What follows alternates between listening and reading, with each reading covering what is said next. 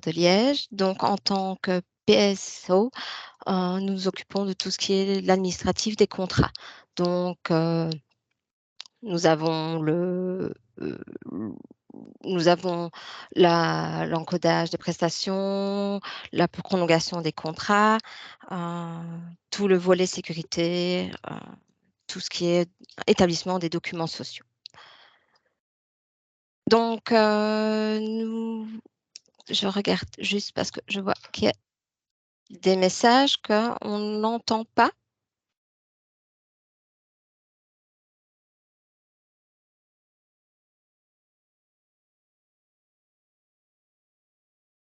OK, donc tout fonctionne, je continue.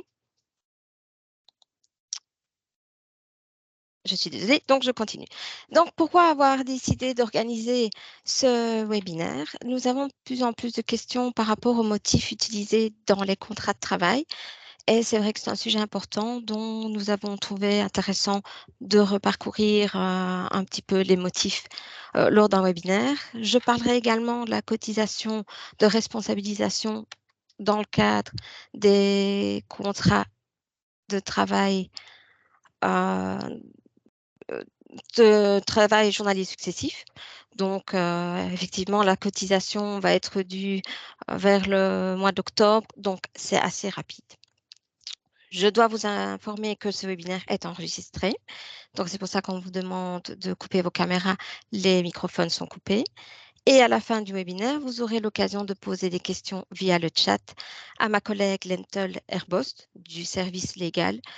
Si jamais il devait y avoir des questions qui demandent un peu plus de recherche, nous reviendrons vers vous par mail. Donc, avant de débuter réellement les motifs, on va faire un petit rappel par rapport au travail intérimaire. Donc, nous avons un travailleur intérimaire qui va être embauché par une agence d'intérim. Donc, il va être mis sous contrat. Ce sera son employeur pour être mis à disposition chez un client utilisateur pour un travail temporaire. Donc, nous avons vraiment cette notion de travail temporaire et c'est une sorte de détachement autorisé, on va dire, des travailleurs. Dans le cadre du travail intérimaire, il y a plusieurs règles à respecter. Et notamment, nous avons le fait que le travail intérimaire n'est autorisé que sous certains motifs. Il faut certains objectifs pour pouvoir utiliser des intérimaires. Ces objectifs sont au nombre de 5. Nous avons pourvoir au remplacement d'un employé permanent, répondre à un surcroît temporaire de travail, assurer l'exécution d'un travail exceptionnel, assurer l'exécution des réalisations artistiques, mettre des travailleurs intérimaires à la disposition des entreprises en vue d'un éventuellement engagement fixe. Ça s'appelle le motif insertion. Donc, à chaque fois que vous allez souhaiter mettre sous contrat de travail un intérimaire, il faut répondre à ces objectifs, à ces motifs, ou sinon nous ne pouvons pas établir de contrat. Ici, je vais me concentrer sur 4 objectifs, 4 motifs. Je ne vais pas les voir vraiment dans tous les petits détails, dans les limites. Si vous aviez des questions autres ou plus précises, vous pouvez toujours aussi revenir vers votre agence ADICO. Le premier motif que nous allons voir est donc le remplacement d'un salarié permanent. Donc, nous allons avoir 2 catégories. Le salarié permanent qui voit l'exécution de son contrat de travail suspendu et nous allons avoir le salarié permanent qui est en fin de contrat. Pour les deux situations, de toute façon, nous avons des règles de base, à savoir, nous parlerons de la même catégorie professionnelle. Donc, le travailleur intérimaire doit avoir le même statut que le travailleur remplacé. Donc, on remplacera un ouvrier par un ouvrier, un employé par un employé. Il ne faut pas que le régime de travail du travailleur intérimaire excède le régime du travail du salarié permanent. Donc, on n'aura pas un salarié permanent à temps partiel qui est remplacé par un intérimaire à temps plein. À l'inverse, nous pourrions avoir un salarié permanent à temps plein qui est remplacé par 2 salariés, intérimaires. Nous parlons aussi d'une possibilité de chevauchement raisonnable. Normalement, dans la logique, heu, on voudrait que l'intérimaire commence quand le salarié permanent n'est plus disponible. Toutefois, si on connaît par exemple la date, par exemple, on va prendre une dame qui part en congé de maternité, on pourrait imaginer, qu'il y ait un chevauchement raisonnable. Ça veut dire que l'intérimaire commencerait par exemple une semaine plus tôt pour qu'il y ait un petit peu la passation des informations, de voir comment ça se passe. Donc ces 3 règles-là seront à suivre, peu importe que ce soit une suspension de contrat ou une fin de contrat. Maintenant, on va voir dans les 2 cas les durées et les procédures. Le premier cas, c'est la suspension de contrat de travail. Donc on a vraiment l'exécution du travail du travailleur permanent qui est suspendu. On va penser à un congé de maternité, une maladie, une incapacité suite à un accident de travail, heu, des congés et cetera. Le seul point où là, on ne pourra pas mettre un intérimaire, c'est évidemment si le contrat est suspendu pour cause, par exemple, économique. Donc, par exemple, notre travailleur est en chômage économique ou, pour la météo, chômage, intempéries. Là, on ne pourra pas utiliser un intérimaire. Pour ce qui est de la durée, on prendra la durée de la suspension. Pour ce qui est, les procédures, qu'il y ait ou pas une délégation syndicale, il n'y a pas de procédure. Donc c'est assez simple. Maintenant, nous allons voir lorsqu'on parle d'une rupture de contrat, une fin de contrat. Donc on va avoir 2 cas en fait. Soit la rupture de contrat est pour motif grave avec un délai de préavis ou les autres. Effectivement, les durées et les procédures ne seront peut-être pas les mêmes. Pour la rupture du contrat pour motif grave avec un délai de préavis, nous allons avoir une durée maximum de 6 mois qui peut être prolongée 6 mois. Si nous avons une délégation syndicale, il faudra l'accord préalable de la délégation syndicale et le client utilisateur devra communiquer cet accord à l'inspection sociale dans les 3 jours ouvrables suivant la réception. Il faut savoir que l'accord ne doit pas avoir une forme bien spécifique. Voilà. S'il n'y a pas de représentation syndicale, il y aura une notification au Fonds social qui est faite par l'agent d'intérim qui va transmettre un certain nombre d'informations, le nom de l'intérimaire, la commission paritaire. Ces 2 procédures, ce sera à chaque fois pour la première partie des 6 mois et pour la prolongation. Si nous sommes dans un cas de rupture de contrat autre, par exemple, nous avons une fin par, accord, de consentement mutuel, par exemple. Ici, on a la même durée, 6 mois, renouvelable 6 mois, mais nous avons d'autres procédures. Pour les 6 premiers mois, il faudra savoir qu'il n'y a pas de procédure. Qu'il y ait ou pas une délégation syndicale, il n'y aura pas de procédure. Par contre, pour la prolongation, nous revenons en fait à la procédure que nous avons vue préalablement. Donc, l'accord de la délégation syndicale et la communication de cet accord. Et s'il n'y a pas de représentation syndicale, notification au Fonds social par l'agence d'intérim. Donc, ceci, c'est vraiment pour le motif de remplacement d'un travailleur. Maintenant, nous allons voir le surcroît temporaire de travail. Donc en fait, nous allons parler de toute augmentation de l'activité au sein de l'entreprise utilisatrice. Donc on va avoir par exemple un pic d'activité à fin d'année pour une société qui est dans les colis. On va avoir une demande, plus importante qui va arriver. Ce surcroît temporaire de travail, il peut être prévisible ou pas. Et il peut arriver plusieurs fois, ce n'est pas unique, il peut arriver plusieurs fois dans l'année. Nous allons avoir des durées et des procédures différentes selon la présence d'un syndicat ou pas.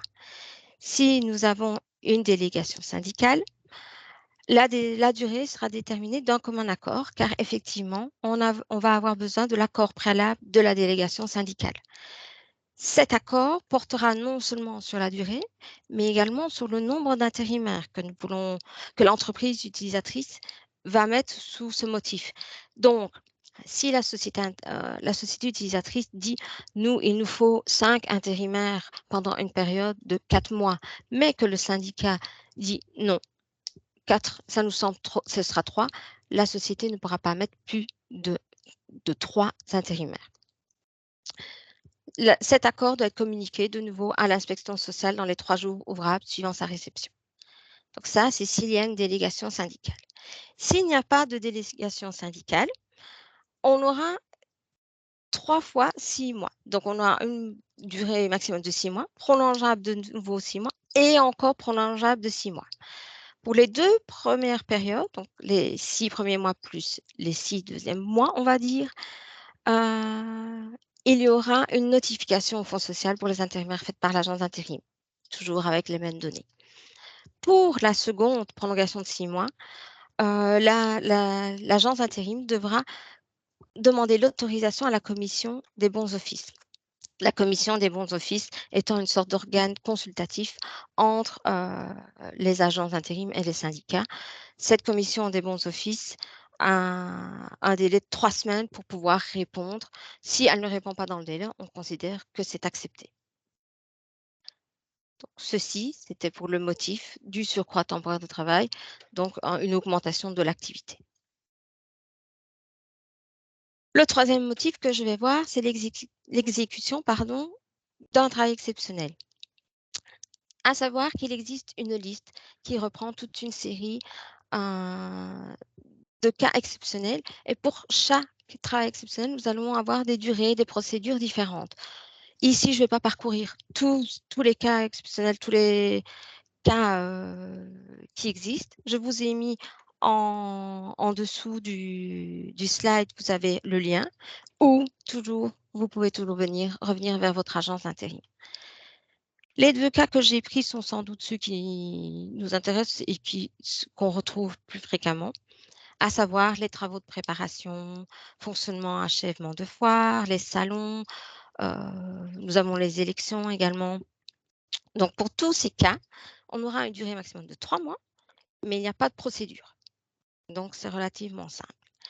Par contre, j'ai pris un autre cas, en cas des travaux en vue de l'exécution momentanée de tâches spécialisées requérant une qualification professionnelle particulière.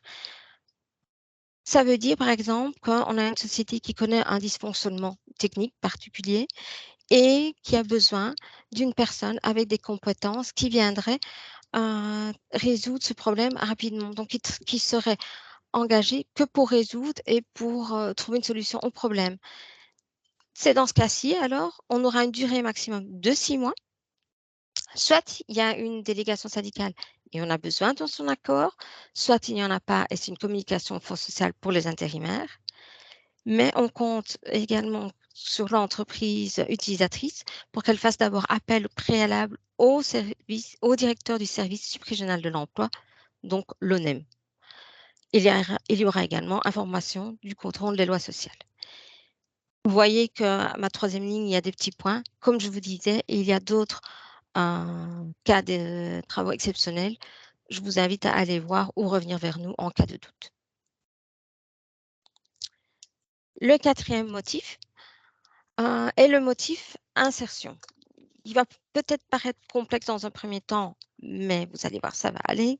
Donc, le but, c'est de mettre un travailleur intérimaire à la disposition d'un utilisateur dans le but de pourvoir un poste vacant et de déboucher éventuellement sur un engagement.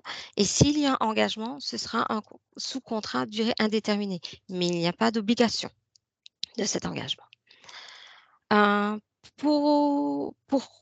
Pourquoi ça peut être utile pour l'entreprise utilisatrice, elle va pouvoir évaluer par exemple les compétences, l'attitude du travailleur et à l'inverse, le travailleur pourra se familiariser avec la société, voir ce qu'il en est. Donc, il est utile pendant cette période-là pour que les deux que les 2 parties se rendent compte de où on en est. On va retenir, en fait, la règle 3-6-9 qui est importante, à savoir, pour un poste, vacant, nous allons avoir 3 tentatives. Ce qu'on appelle tentative, c'est en fait des intérimaires. Donc, on pourra juste mettre sous contrat insertion 3 intérimaires différents, toute agence intérim confondue, pour le même poste vacant. Par travailleur intérimaire, par tentative, si vous voulez, on a un maximum de 6 mois d'occupation. Et en tout, pour l'ensemble de toutes les tentatives pour ce même poste vacant, nous aurons une durée maximum de 9 mois. Un exemple, on a une société, elle a un premier intérimaire qui commence, c'est sa première tentative. Au bout de 3 mois, on se rend compte que ça ne fonctionne pas. La société décide de ne pas prolonger le contrat d'insertion. Elle va faire appel à un deuxième intérimaire qui va effectivement être sous contrat insertion pendant 4 mois. Au bout des 4 mois, ça ne fonctionne pas, la société ne renouvelle pas non plus le contrat insertion. Nous aurons déjà eu 2 tentatives. On peut donc demander à un troisième intérimaire d'être sous contrat insertion. Toutefois, comme les 2 premiers intérimaires ont déjà travaillé sous contrat insertion un total de 7 mois, le troisième ne pourra travailler que 2 mois. On fait vraiment la différence entre 9 mois moins 7 mois, 2 mois. Pour ce motif, s'il y a une délégation syndicale, il faudra informer et consulter préalablement la délégation syndicale, mais il ne faut pas d'accord. Mais on va les informer, leur dire, ben voilà, nous avons tel poste, nous recherchons telle personne et voilà pourquoi nous voulons mettre en place l'insertion. Il faut qu'ils soient informés. Il faut également informer sur le fait qu'on va bien suivre les occupations, les mois concernés, pas dépassés. Et ce qu'on va demander à l'entreprise également, c'est de communiquer à l'agence s'il s'agit d'une première, une deuxième ou troisième tentative.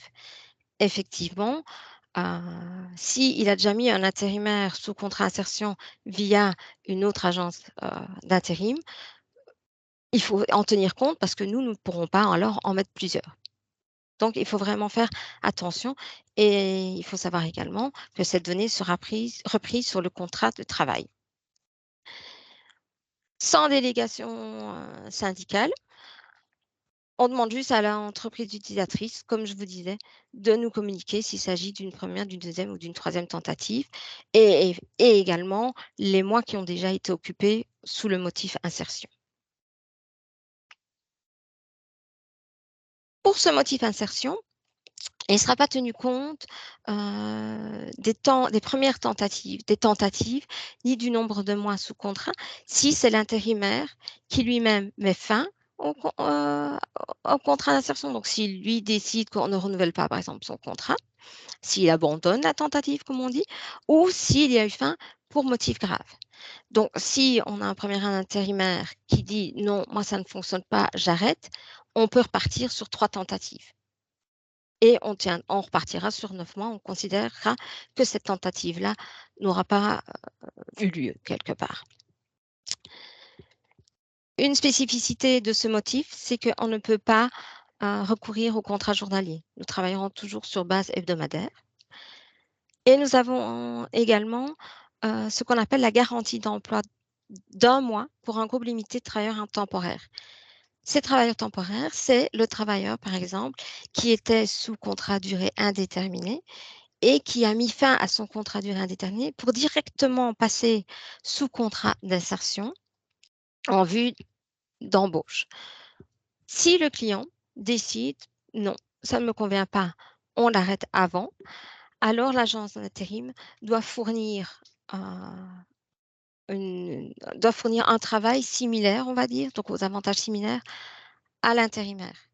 Donc s'il a travaillé 3 semaines et qu'on arrête, on doit, pendant au moins 1 semaine, le remettre sous travail. Si on n'arrive pas à le mettre sous travail, une indemnité égale sera payée. Il est clair que comme c'est Adecco qui doit subir, on va dire, cet arrêt, il y aura une négociation commerciale qui pourrait être faite. Voilà les 4 motifs on va dire, principaux. Vous avez vu les durées, les procédures. S'il y a des règles qui existent pour les motifs, on se doute bien que si elles ne sont pas respectées, il va y avoir des sanctions. Effectivement, que ce soit au niveau du code pénal ou la loi sur le travail intérimaire, il y a des sanctions qui risquent d'être prises si on voit, par exemple, qu'une durée n'a pas été respectée, qu'une procédure n'a pas été respectée, peu importe le motif. Une des premières sanctions, c'est qu'on estimera que le contrat de travail qui lie l'intérimaire à la société utilisatrice deviendra un contrat de travail à durée indéterminée, avec tout ce qui en découle.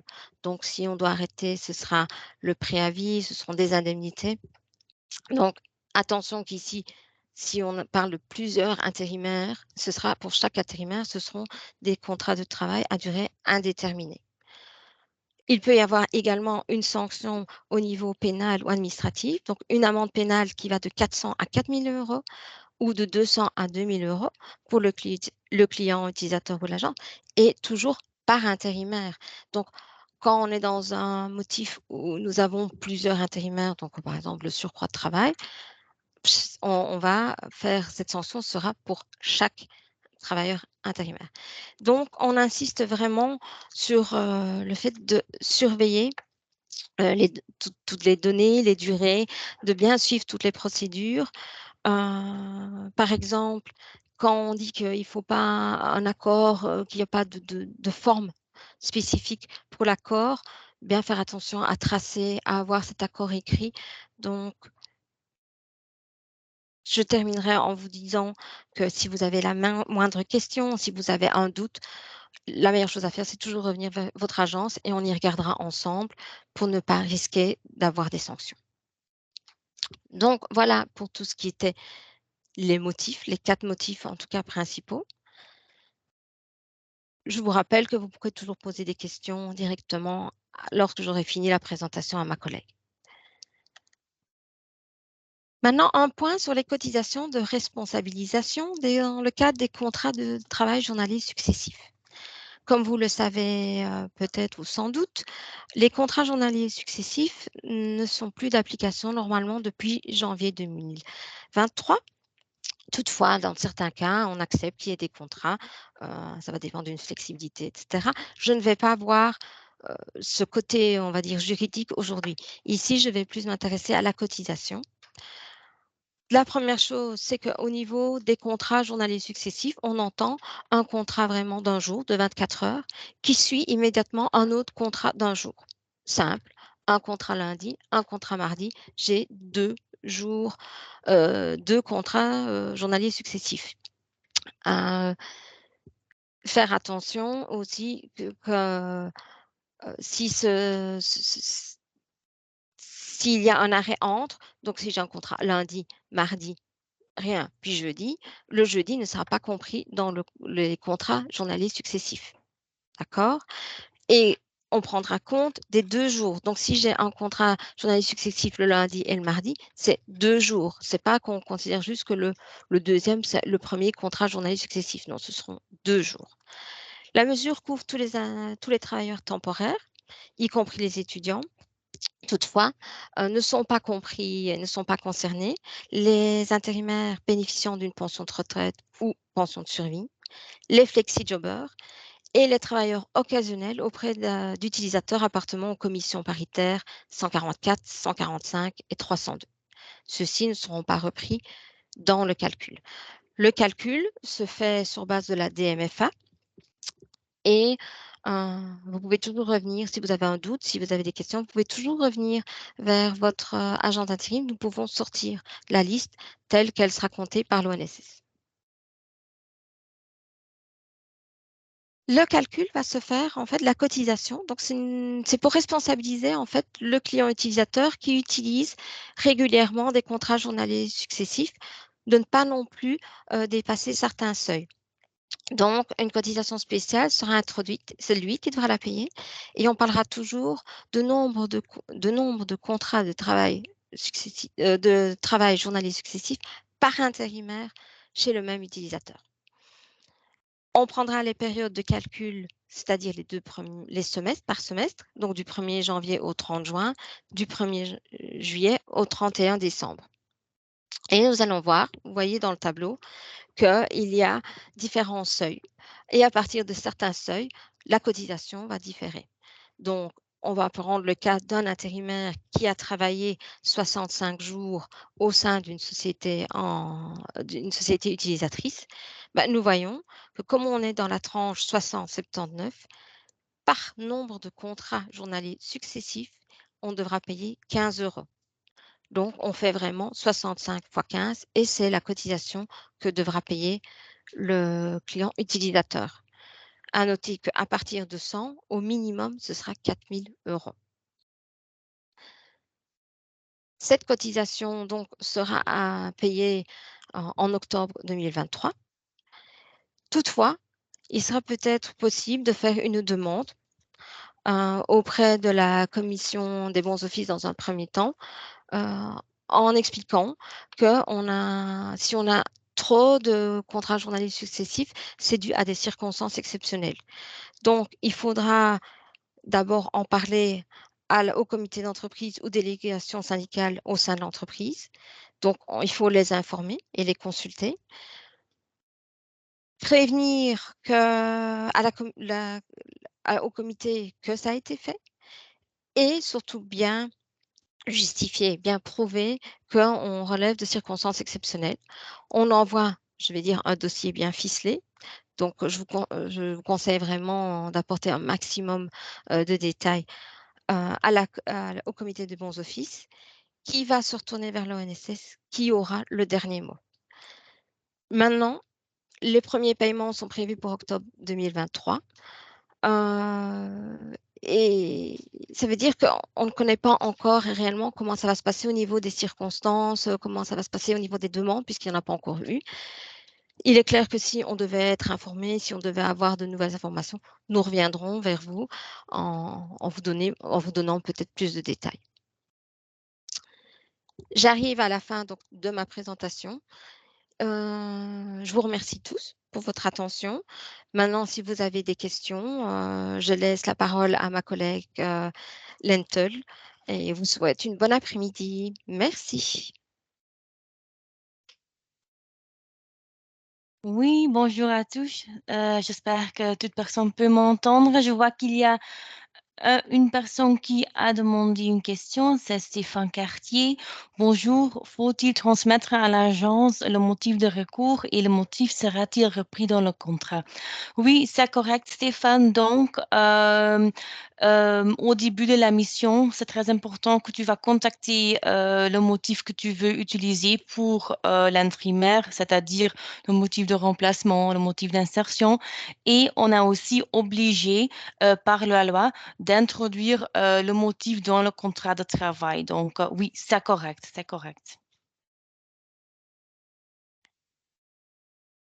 Il y a encore une personne qui a des questions pour moi. N'hésitez pas à les poser. Anne-Julie, merci pour ta question. Si quelqu'un travaille le samedi et le lundi, mais le dimanche est un jour ouvrable chez nous, sera-t-il considéré comme successif? Non, ce n'est pas le cas. L'ONSS a introduit une nouvelle définition pour définir les contrats journaliers successifs, même si le dimanche est un jour ouvrable chez vous, ça n'a pas une conséquence pour le calcul. Donc, dans ton exemple, ce n'est pas considéré comme des contrats journaliers successifs.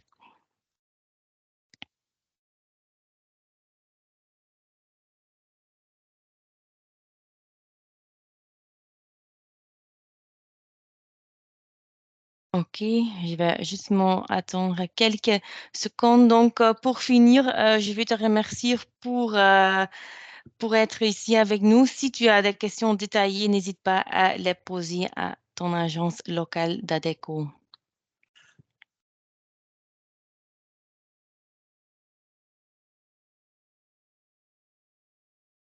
Ok, un tout grand merci. Sarah, est-ce qu'il y a quelque chose que tu veux encore dire à les participants, à les participants? Non, voilà, je leur remercie de l'intérêt qu'ils ont porté au sujet abordé. Voilà.